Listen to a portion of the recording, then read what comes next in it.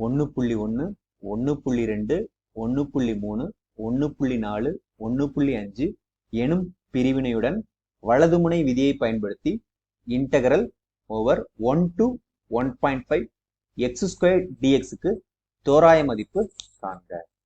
First நாம கொடுத்திருக்கிறது எழுதிக்கலாம். சோ given என்ன கொடுத்திருக்காங்க நமக்கு, ஃபர்ஸ்ட் a எழுதிக்கலாம். a அப்படிங்கிறது கீழ் எல்லை, இது வந்து 1. அதுக்கப்புறம் b அப்படிங்கிறது மேல் எல்லை, அப்பர் லிமிட். சோ 1.5. அப்புறம் கொடுத்திருக்கிற ஃபங்க்ஷன் வந்து என்னது, f of x. இங்க வந்து x² ன்னு கொடுத்திருக்காங்க. சோ அதை எழுதிக்கலாம். ஓகே.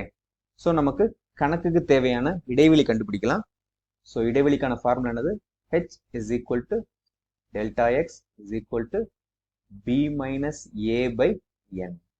சோ nங்கிறது எத்தனை பிரிவு அப்படிங்கிறது 1 2 3 4 5 கொடுத்திருக்காங்க. சோ அதனால அது வந்து என்னது 5. b அப்படிங்கிறது என்னது 1.5 minus 1. ஓகே. சோ இப்போ வந்து என்னது 0.5 by 5 is equal to 0.5. Okay. So உங்களுக்கு நமக்கு பிரிவு வந்து அவங்களே கொடுத்திருக்காங்க, இருந்தாலும் நாம வந்து இதை வச்சு வெரிஃபை பண்ணிக்கலாம்.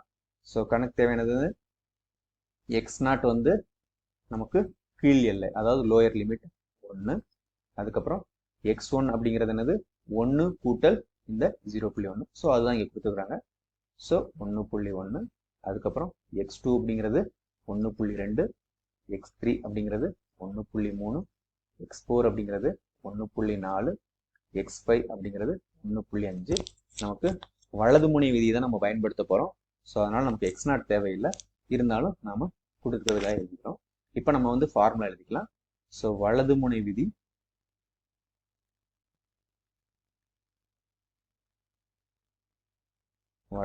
விதி அதற்கான கூட்டல் s is equal to f of x1 plus f of x2 plus f of x3 plus f of x4 plus f of x5.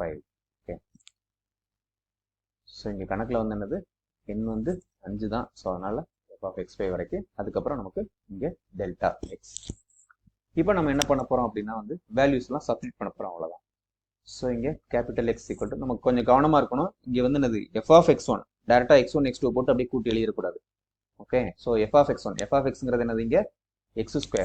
So x1ங்கிறது என்னது 1.1, 1.1 ஸ்கொயர் என்னது. ஸோ 11 ஸ்கொயர் வந்து என்னது 121 நமக்கு தெரியும்.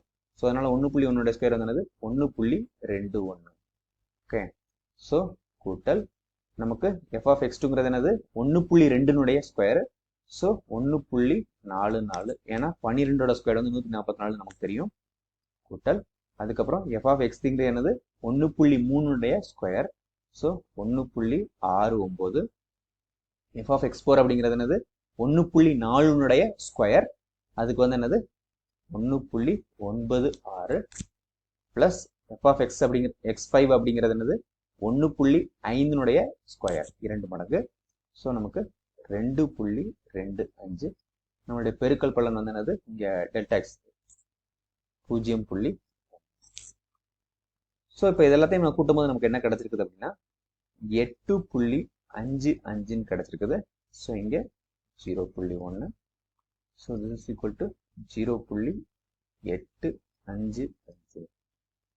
ஸோ நமக்கு ஆன்சர் கிடைச்சிருச்சு. என்ன ஆன்சர் அப்படின்னா integral over 1 to 1.5 x² dx equal to 0.855. So இதை தான் கண்டுபிடிக்க சொல்லியிருக்கிறாங்க. இதை நாம கண்டுபிடிச்சிட்டோம். இந்த கணக்கும் என்னது பெருசா ஒன்றும் சிரமம் கிடையாது. ஃபார்முலா எழுதுறோம், அதுக்கு தேவையானதை வந்து கண்டுபிடிக்கிறோம், அப்புறம் சப்ஸ்டியூட் பண்ணி ஆன்சர் கண்டுபிடிக்கிறோம், அவ்வளவுதான்.